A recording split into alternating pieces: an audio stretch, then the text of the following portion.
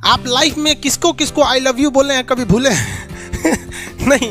कौन कौन IQ level क्या होता है? देखिए आईक्यू लेवल क्या होता है, अच्छा क्वेश्चन है। आप बस इसका जवाब दे लेने दीजिए, फिर पूछे आईक्यू लेवल क्या होता है। इस ब्रेन का सबसे महत्वपूर्ण हिस्सा जो होता है सेरिब्रम होता है।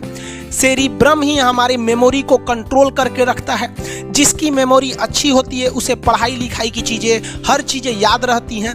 तो इसको नापने का भी कोई ना कोई एक यूनिट होना चाहिए ना। जैसे हम आपको गेहूं देंगे तो तुरंत ही उसको किलो में नापिएगा, चावल देंगे तो किलो में नापिएगा, कपड़ा देंगे तो मीटर में नापिएगा, गैस देंगे तो वॉल्यूम में नापिएगा, एमएल में नापिएगा, लीटर में पानी नापिएगा। उसी तरह से हम कितना देर याद रखते हैं इसको कार्टेक्स में नापते हैं। जिसका कार्टेक्स ज्यादा उसको कहते हैं कि ससुरा बहुते इसका दिमाग तेज है, यानी इसका आईक्यू लेवल ज्यादा है। और जिसका कार्टेक्स यानी याद रखने की क्षमता कम है उसे कहते हैं कि इसका कार्टेक्स कम है, यानी आईक्यू लेवल इसका कम है। समझ में आ गया कि नहीं आ गया? किसी को दिक्कत? अब हम आपको एग्जांपल देते हैं। आपकी लाइफ में बहुत सारे टीचर आए होंगे। कुछ टीचर आपको नोट्स खोल के पढ़ाते हैं। कोनो किताब उताब नहीं है जी, यहाँ कोनो किताबें ना है, खाता बुक वे देना यहाँ, इसी को समझा देते। देखो एक हिसाब किताब वाला किताब है।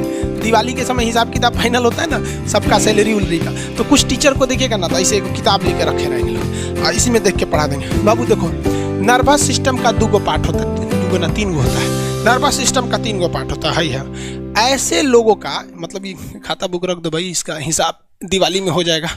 तो ये ऐसे लोगों का इस आईक्यू लेवल कम है।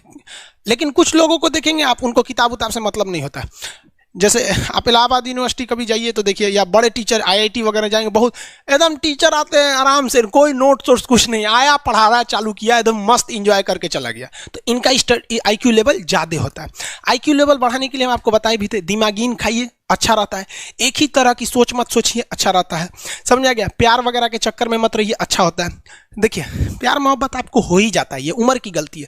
लेकिन सही क्या है कि आपके अंदर एक समझदारी रहनी चाहिए कि भाई साहब ये उम्र की गलती है तो इसे गलती भरी स्वीकार कीजिए। अपने आप को जीवन साथी बनाने की कोशिश मत करिए।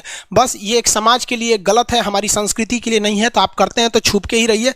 एक इस लेवल के रखिए कि भाई हमारी लाइफ अलग है, तुम्हारी लाइफ अलग है, तुम टेम्पोररी आए हो, नहीं तो इसमें चल जाओगे। लेकिन अगर ये प्रेम मोहब्बत में पड़ेंगे तो हाइपोथैलेमस एक्टिव होगा, पूरा नर्वस सिस्टम को चौपट कर देगा। समझ में आ गया कि नहीं आईक्यू लेवल क्या होता है? अब आप बताएंगे आईक्यू लेवल किसका अच्छा है। आईक्यू लेवल कैसे बढ़ाएंगे? तो याद रखिए, आईक्यू लेवल बढ़ाने के लिए सोने से पहले का आधा घंटा बहुत जरूरी होता है। सोने से पहले आधे घंटे दिन भर में जितना काम किए उसको सुबह से रात तक देखते रहिए। एक बार रिवाइज मारिए कि सुबह उठे थे, ये किए थे, इसके बाद पढ़े थे, क्या क्या पढ़े थे। खान सर ये पढ़ाए थे, आप कहीं मैथ पढ़े होंगे, उसको सोचिए मैथ में क्या पढ़ाया गया था। खटाखट खटाखट आपको सोचना ही है ना, सोचने में कितना टाइम लगता है, खटाखट। तो अगर इसको रिवाइज करते रहेंगे, गिन के 42 दिन में आपका आईक्यू लेवल तेज हो जाएगा। फिर आप कहेंगे कि सर जी हमरो बिना किताब का याद हो गया। और अगर यही खत्म हो जाएगा तो क्या कहिएगा, आपका भी आईक्यू लेवल गिर जाएगा। सपना कैसे आता है? ये ब्रेन की वजह से आता है। थके नहीं रहेंगे ना, नींद अच्छी नहीं रहेगी तो सपना आने लगेगा, क्योंकि ब्रेन कभी रेस्ट नहीं करता है। टॉपिक भूल जाते हैं, मतलब आपके दिमाग में दूसरा टॉपिक चलता है। आप लाइफ में किसको किसको आई लव यू बोले हैं, कभी भूले नहीं?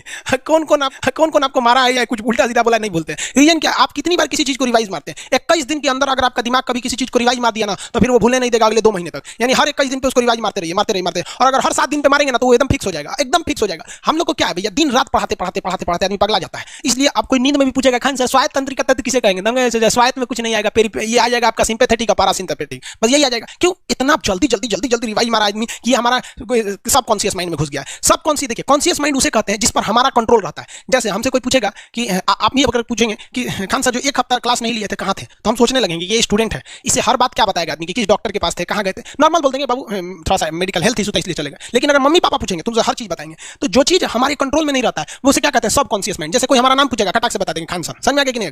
ओरिजिनल नाम तो आपको भी नहीं बताते हम लोग यहाँ पे। तो सबकॉन्शियस माइंड में घुसा दीजिए जो चीज। जैसे आप स्टेशन पे उतरिए या बस स्टैंड पे उतरिए, अपने घर जाने के लिए कभी रास्ता याद किए हैं? हाँ, इसके बाद दाहिने मुड़ना है, बाएं मुड़ना, आप फोन पे बतियाते भी चले जाते हैं।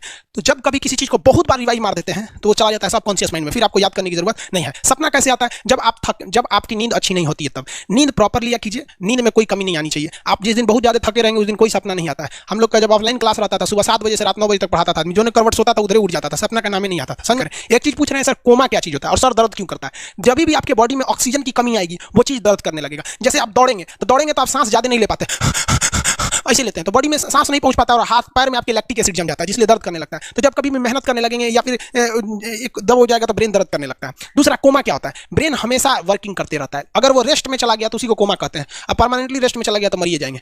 बेहोशी में क्या होता है कि ब्रेन और स्पाइनल कॉर्ड का संपर्क टूट जाता है, ब्रेन और स्पाइनल कॉर्ड का संपर्क टूट जाता है तो उसी को क्या कहते हैं, बेहोश हो गया। पानी नहीं छिड़केंगे ना तो स्पाइनल कॉर्ड में उसमें संपर्क जुड़ जाएगा, लेकिन ब्रेन और स्पाइनल कॉर्ड काम ही नहीं कर रहे हैं तो कोमा में चले गए। कोमा को हाफ डेथ कहा जाता है, आधा मरा हुआ व्यक्ति है। जो व्यक्ति कोमा में चला जाता है ना, कोई जरूरी नहीं है कि वापस आएगा ही आएगा, लेकिन बेहोश है तो कोई दिक्कत नहीं, पानी फेंकिए मार देगा। उसको कहते हैं बिहार में लोग दांत लग गया, फीट मार दिया, पानी फेंकिए सही हो जाता है।